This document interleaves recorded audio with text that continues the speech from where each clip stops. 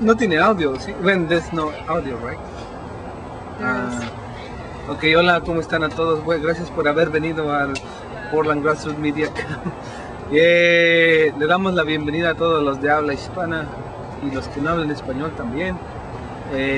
Gracias, buenas noches.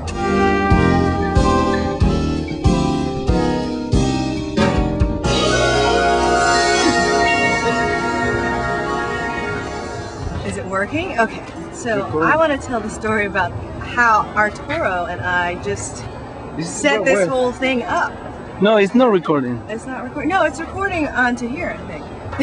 Hey, this is part of the process. We're trying to figure it out, but the cool thing is I actually didn't really know how to do this before we got here tonight, and Arturo and I just figured out how to make a video, put it in the iMovie, put it into a QuickTime video, upload it to YouTube, and they played it in the other room, just in the same half hour. So we're very excited, and we're very proud of ourselves. Woo! This is community media.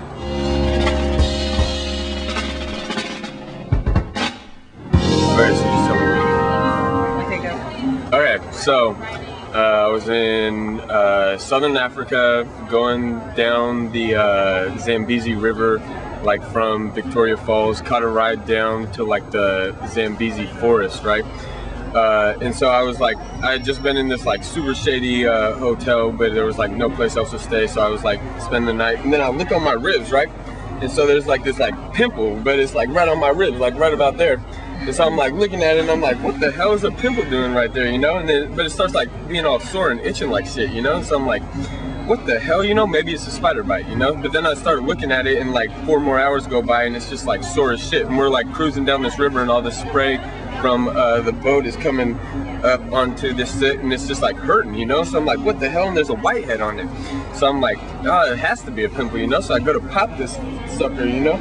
And instead of like pus coming out like a pimple, there comes out like a little bit of white stuff, but it doesn't like ooze out. So I like start looking at it and I squeeze it, right? And I go to pinch it, and instead of pus coming out, this little maggot squeezes out, stretches out, and snaps in half. And I'm sitting in here looking at the thing, and I think I'm about to like vomit because this is coming out of my own like skin, and there's half of a fucking maggot.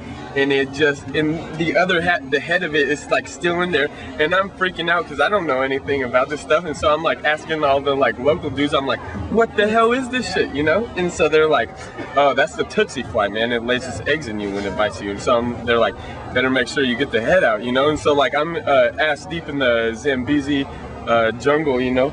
And so like had to like start going in there with the knife, get the head out, you know? And freaking out, wondering how many eggs is it laid at a time. But yeah, there were no more eggs in it, so it's all good.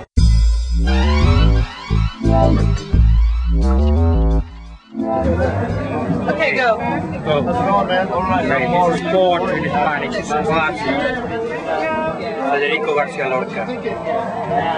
Voces. Voces, voces, voces.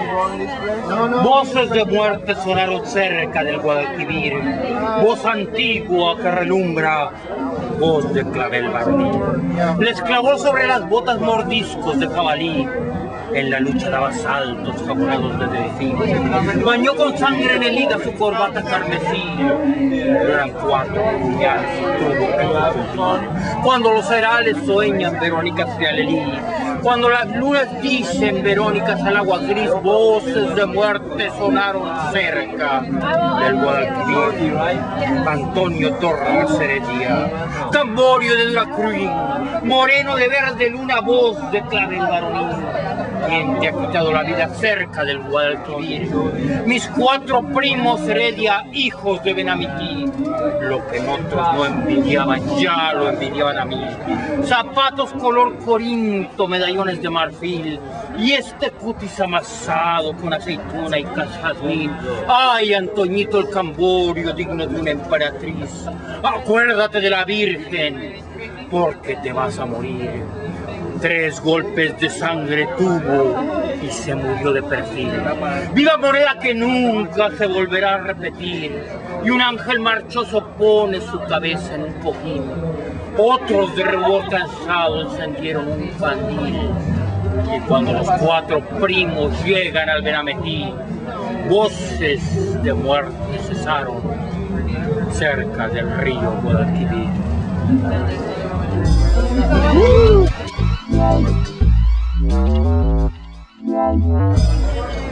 You are now. I'm an elk. A mighty elk. Are we recording?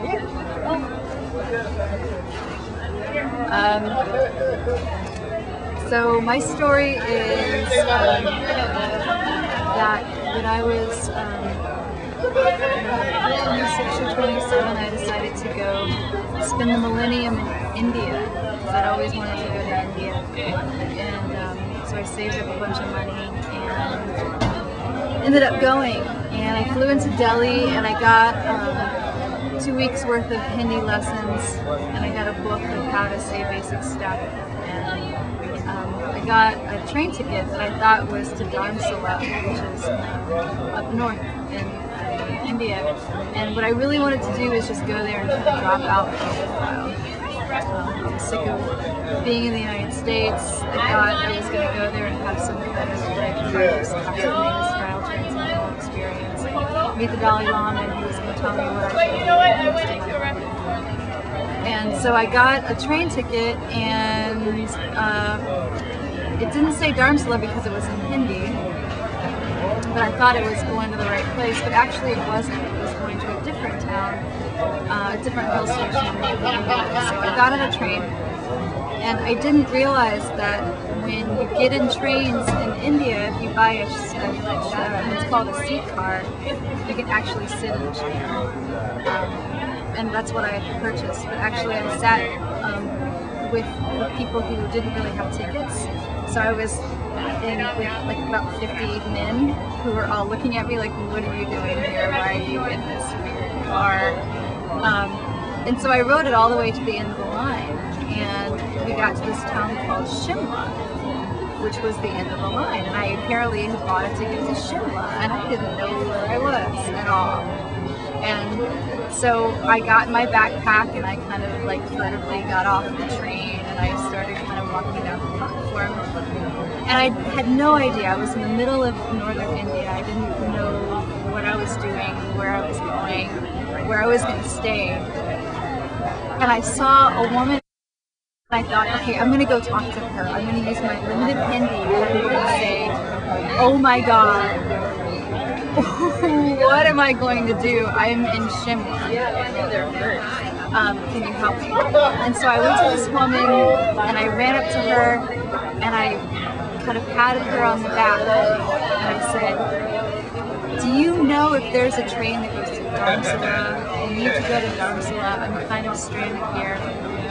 And she looked at me and she said, oh honey, I'm on my way to Dharamsala right now. My sister's having a wedding there. You can come with us.